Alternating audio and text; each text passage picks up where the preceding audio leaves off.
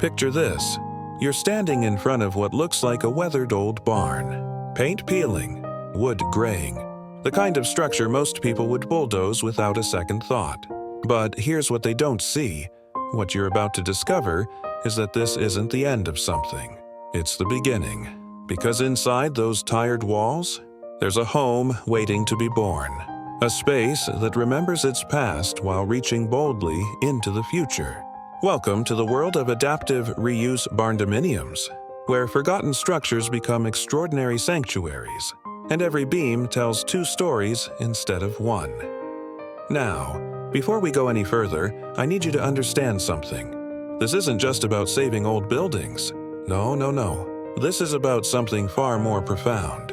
It's about taking the bones of agricultural America, structures built by hands that knew the land, that understood storms and seasons and the weight of honest work, and transforming them into living spaces that honor that heritage while giving us everything we crave in modern life. It's architecture as time travel. It's sustainability wrapped in soul. And once you see what's possible, you'll never look at an old barn the same way again.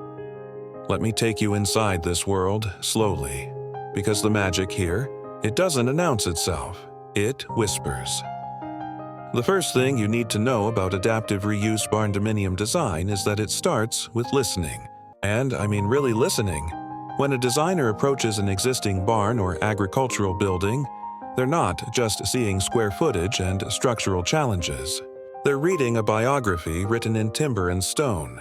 Those hand-hewn beams, they were cut from trees that grew for a century before they became shelter. Those worn floorboards, they felt the weight of harvests, the rhythm of seasons, the footsteps of generations. An adaptive roost project begins with respect, with understanding what should be preserved, what can be reimagined, and what needs to be released. This is where the emotional weight of these projects lives.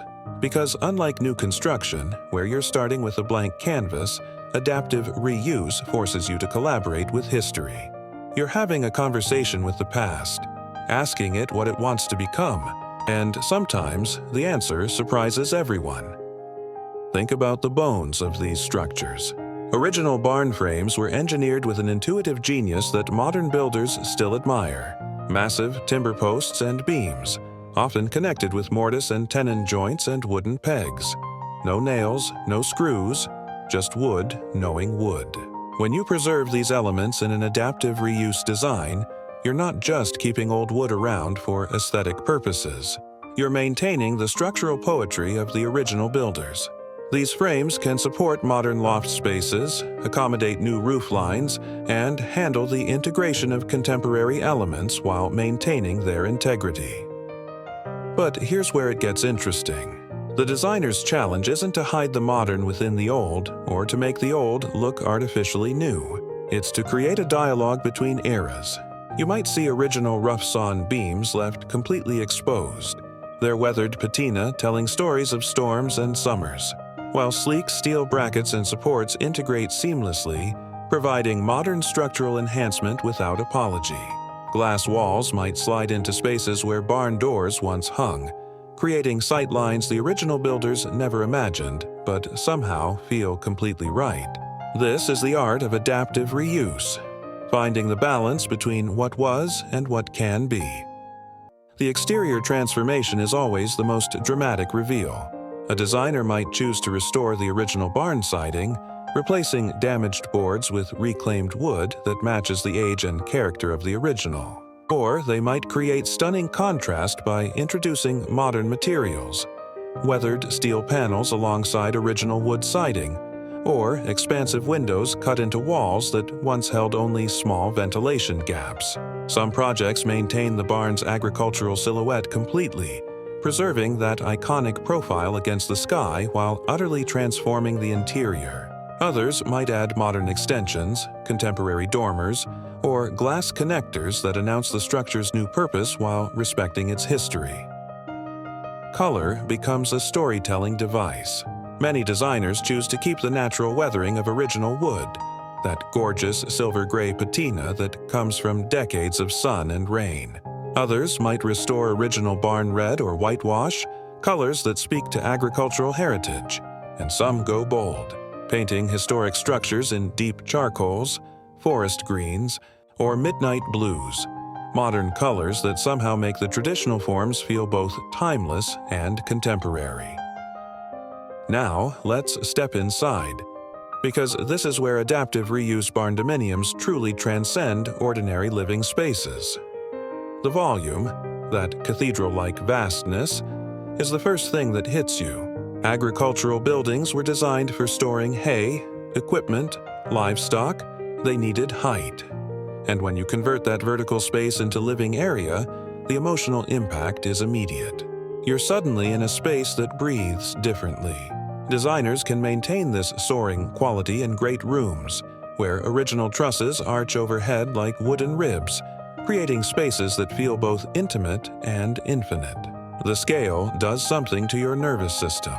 It slows you down, makes you breathe deeper. You feel simultaneously sheltered and free.